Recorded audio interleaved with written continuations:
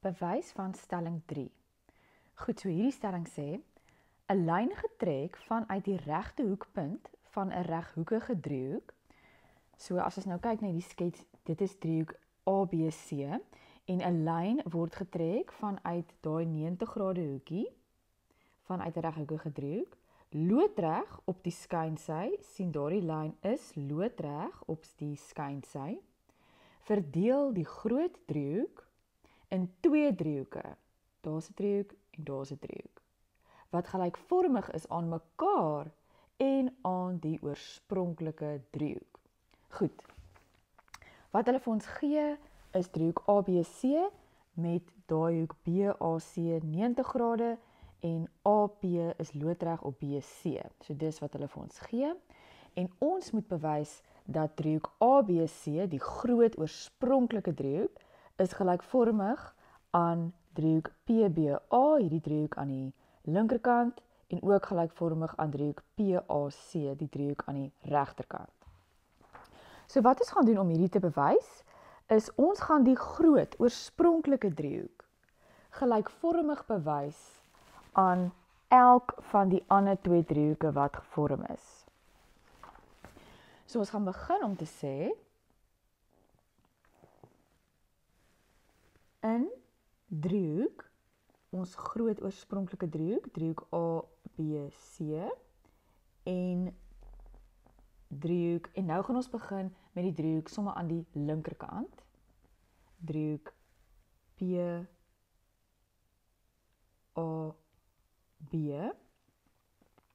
is, en dan gaan ons die twee driehoeke gelykvormig bewys. So ons groot driehoek en ons linkerkantste driehoek. So as ons net gou hier in kleur moet gaan highlight, so daar is ons linkerkantste driehoek, dis nou hierdie driehoek, en kom ons maak ons regterkantste driehoek sommer groen, en dit is dan wat ons hier langs aan gaan doen. Hier langs aan gaan ons sê in driehoek ABC, weer ons oorspronklike groot driehoek, en driehoek APC, ons groen driehoek, regterkantse driehoek. Ok, so kom ons begin met ons groot driehoek en ons geel driehoek. So ons wil dit gelykvormig bewys, so ons kort twee hoeke wat gelyk is. Ok, die eerste hoek wat ons kan sien wat gelyk is natuurlik die 90 grade hoek. So ons kan hierso sê dat hoek A1 en hoek A2 is dieselfde as hoek P1. Ons kan duidelik sien dat dit is 90 grade en dit is vir ons gegee. En dan die tweede hoek wat ons kan sien wat gelyk is, gaan daai hoek B wees, dit is 'n gemeene hoek.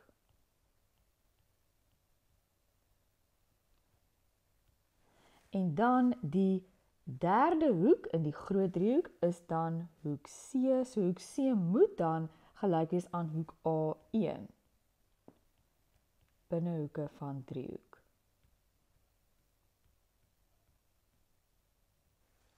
Goed, so dan het ons nou net die groot driehoek en die geel driehoek gelykvormig bewys. So nou kan ons sê driehoek ABC is gelykvormig aan driehoek.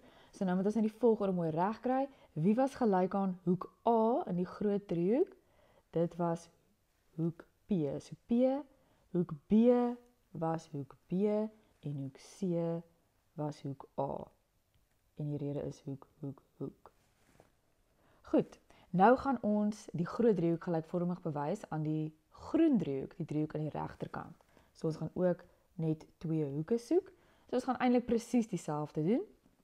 So hier gaan ons sê, ons sien die 90 grade hoek, daai hoek A1 en hoek A2 is gelyk aan, hierdie keer is dit maar net hoek P2 en dit is 90 grade, rede is gegee.